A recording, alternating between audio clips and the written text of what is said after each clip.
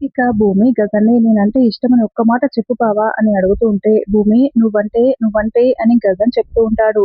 అప్పుడే తార వచ్చి, గగన్ గారు మిమ్మల్ని ఒకరికి ఇంట్రొడ్యూస్ చేయాలి రండి అంటూ లాక్కు వెళ్తూ ఉంటుంది. ఫోన్ కట్ అయిపోయింది చెర్రీ అని భూమి చెప్తూ ఉంటే, ఛ! ఇప్పుడెందుకు కట్ చేశాడన్నయ్య అని చెర్రీ చాలా బాధపడుతూ ఉంటాడు. భూమి కూడా ఏమైందో అని చాలా టెన్షన్ పడుతూ ఉంటుంది. ఆ! బావగారు వచ్చారా? నేను మా బామ్మని పరిచయం చేయాలి అని బామ్మని ధ్రువ చూపిస్తూ ఉంటాడు. బాగున్నారా బామ్మగారు అంటూ దండం పెడుతూ ఉంటాడు గగన్. ఓ నువ్వేనా గగన్ అంటే చాలా అందంగా ఉన్నావబ్బాయ్ అని ఆవిడ గగన్ని బుగ్గలు పట్టి లాగేస్తూ ఉంటుంది. గగన్ గారు అలా ఇలా అని తార చెప్తూ ఉంటే నేను ఏమో అనుకున్నాను. నీలాంటి అబ్బాయి దొరకాలంటే మా కాలంలో ఎంతలా వెతికేవాళ్ళమో.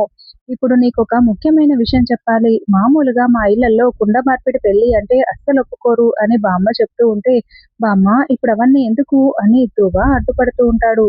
లేదు ఇలాంటివన్నీ ఇప్పుడు దాచిపెట్టకూడదు. ముందే మాట్లాడుకోవాలి. చూడబ్బాయి కుండ మార్పిడి పెళ్ళిళ్ళంటే చాలా ఇబ్బంది పెడతారు. ఎందుకంటే ఒకరి కాపురంలో ఏదైనా ప్రాబ్లమ్ వస్తే ఇంకొకరు కూడా బాధపడాల్సి వస్తుంది. ఏదేదో జరుగుతాయి కాబట్టి. కానీ ఈ కాలంలో అవన్నీ పట్టించుకోవడం లేదు. అది పక్కన పెట్టు.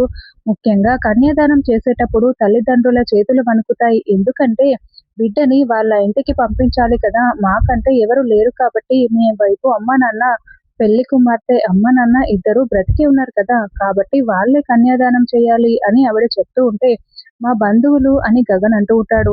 లేదు లేదు అమ్మ, నాన్న బ్రతికి ఉన్నప్పుడు వేరే వాళ్ళతో ఆ కన్యాదానం ఎలా చేయిస్తాము?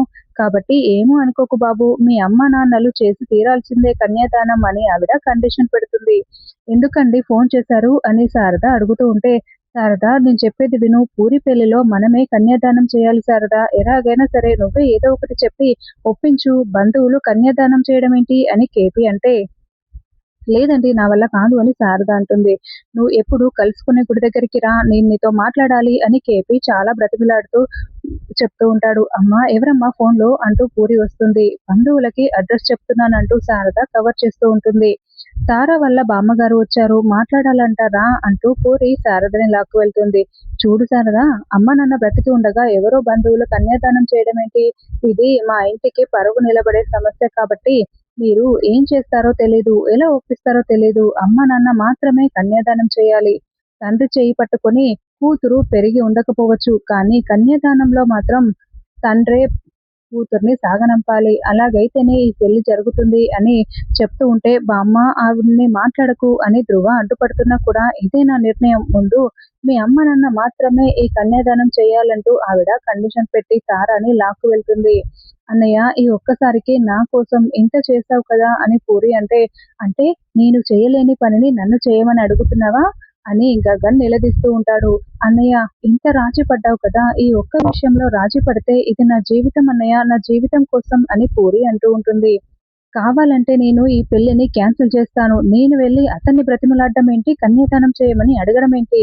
ఈ పెళ్లి క్యాన్సిల్ చేసేస్తాను అని గగన్ అంటే, అన్నయ్య నా పెళ్లి ఇలా మళ్ళీ పీటల మీద ఆగిపోవాల్సిందేనా? నేను ప్రాణంగా ప్రేమించిన ధ్రువతో నా పెళ్లి జరగదా? నా జీవితం ఇంతేనా అన్నయ్య? నేను నిన్ను ప్రాణం కంటే ఎక్కువగా అనుకున్నాను కదా అన్నయ్య. కానీ చిన్న రీజన్ వల్ల ఇప్పుడు నా పెళ్లి మళ్ళీ ఆగిపోతుంది అని పూరి ఏడుస్తూ ఉంటే, పూరి నువ్వేమి ఏడవకు. నీ కోసం గగన్ ఎంత చేస్తున్నాడో నాకు చాలా బాగా తెలుసు. నేను వెళ్లి ఆయన్ని తీసుకొస్తాను అని శారద చెప్తూ ఉంటే, అమ్మా అంటూ పూరి చాలా షాకింగ్‌గా చూస్తూ ఉంటుంది. ఇంకెవరు ఏమి మాట్లాడకండి. నేను వెళ్లి ఆయన్ని తీసుకొస్తాను అని శారద వెళ్తూ ఉంటుంది. మౌనంగా ఉన్న గగన్ మౌనంగా చూస్తూ ఉంటాడు. ఇంకా శారద అలా గుడికి వెళ్లి, ఏంటండి ఎందుకు గుడికి రమ్మన్నారు అని కేపీని నిలదీస్తూ ఉంటుంది.